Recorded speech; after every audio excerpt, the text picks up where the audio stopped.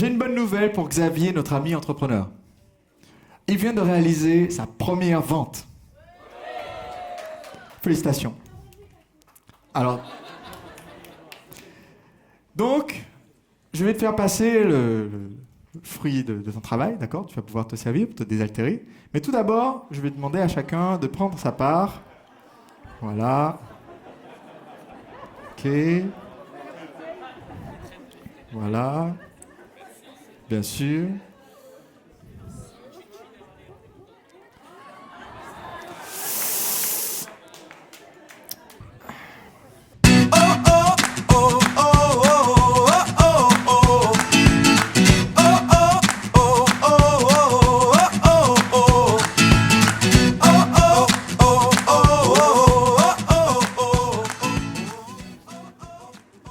Bon, c'est bien tenté. Vous pouvez poser le verre là.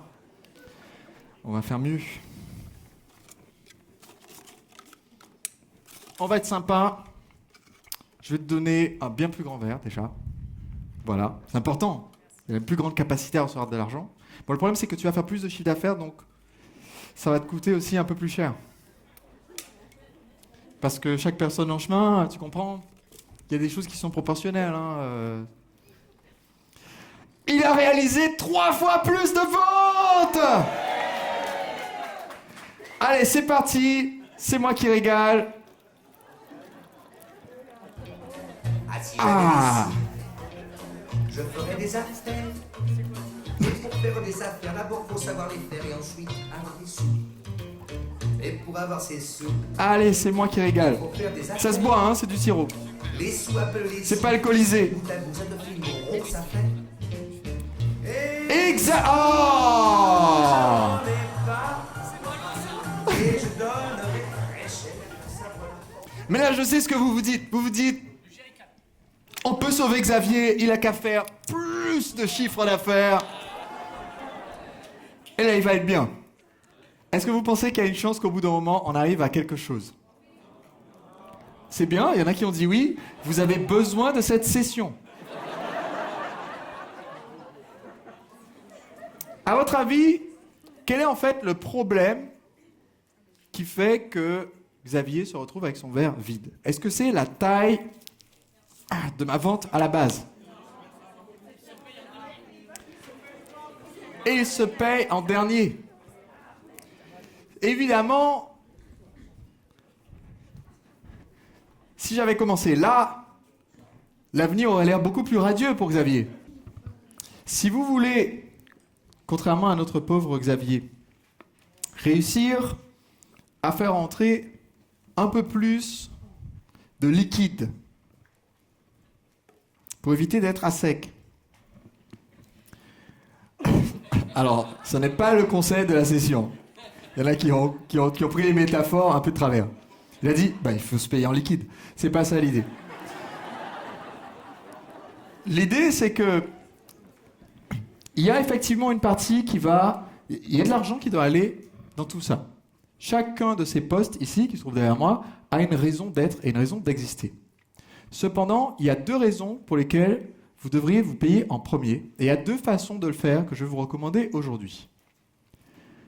Voici la première raison pour laquelle vous devriez vous payer en premier.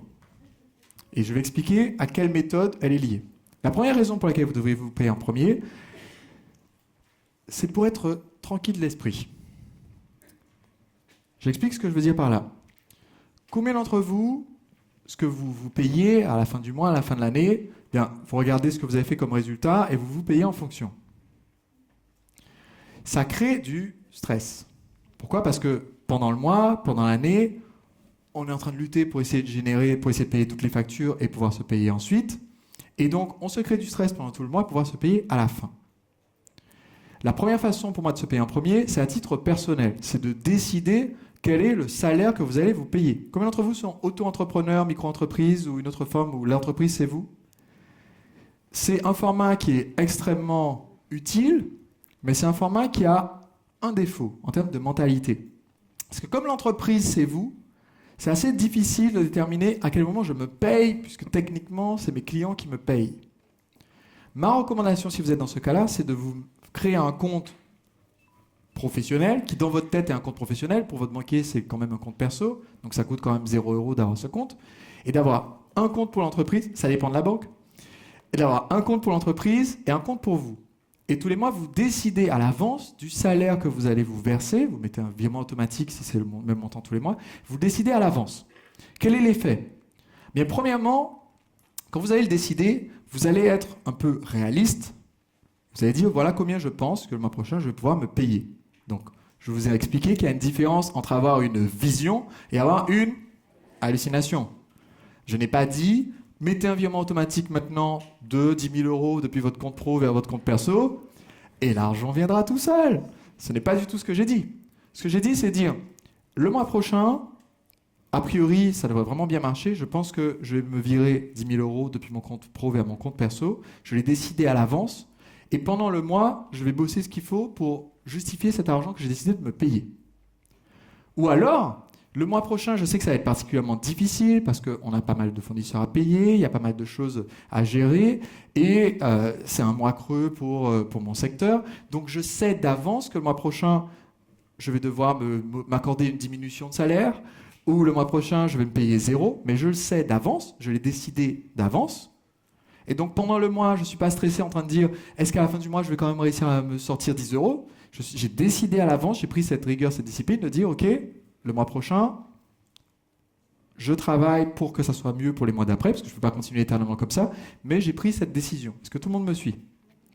Donc le premier plan, c'est se payer personnellement et dire je vais choisir de me payer un salaire et de faire la place dans la façon dont je gère mon entreprise pour que cette entreprise, pour la valeur que je lui apporte, me paye, ce qui est un juste retour de sa part.